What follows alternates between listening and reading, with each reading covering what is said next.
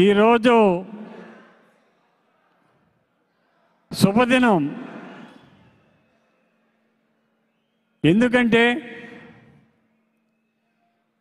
ఈ రాష్ట్రం కోసం త్యాగం చేసిన మహనీయుడు గౌరవనీయులు శ్రీ పవన్ కళ్యాణ్ గారు.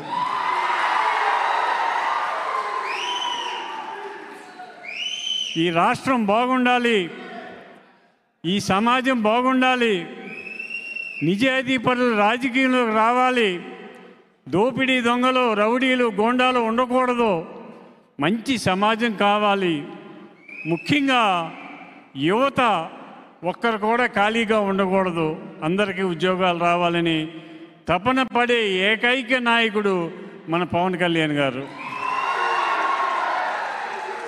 మరి వారు ఆశయాలకు నేను ఇన్స్పైర్ అయి నేను హైదరాబాదులో వారిని కలవటం జరిగింది. వారిని కలిసినప్పుడు వారు మాట్లాడిన ప్రేమ ఆదరణ నేను ముగ్ధునైపోయాను. అంజిబాబు గారు మంచివారు రాజకీయాల్లోకి రావాలి, ఈ సమాజం బాగుండాలి, ఈ సమాజం కోసం నేను త్యాగం చేశాను. ఎందుకంటే ఒక దుర్మార్గ పాలన నుంచి ఈ రాష్ట్రాన్ని రక్షించాలంటే నేను త్యాగం చేశాను. 24 సీట్లే ఇచ్చారు, ఒప్పుకున్నారని చెప్పి జన సైనికులు నిరాశ నిస్పృహతో ఉన్నారు.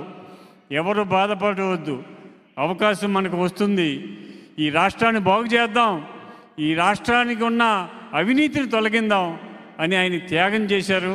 ఇంకో విషయం ఏంటంటే ఇవాళ 3 పార్టీల కలయికి ప్రధాన కారకులు ఎవరనుకుంటున్నారు?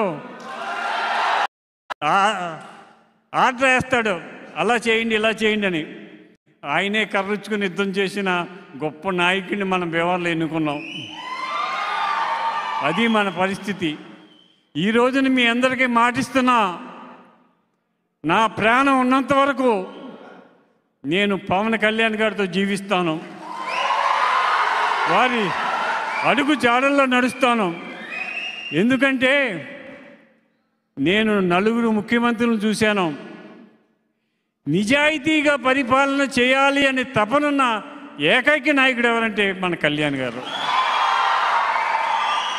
అటువంటి నాయకుడి నాయకత్వంలో నేను నాయకత్వం వహించాలని నేను కూడా భీమవరం నుంచి జనసేన సైకిళ్ళతో కలిసి, తెలుగుదేశం నాయకులతో కలిసి, బీజేపీ నాయకులతో కలిసి మన పట్టిన పీడని వదిలించుకుందాం. కార్యకర్తలకి, నాయకులకి, అందరికీ ఒకటే మాట, ఒకటే భరోసా, నా ప్రాణం ఉన్న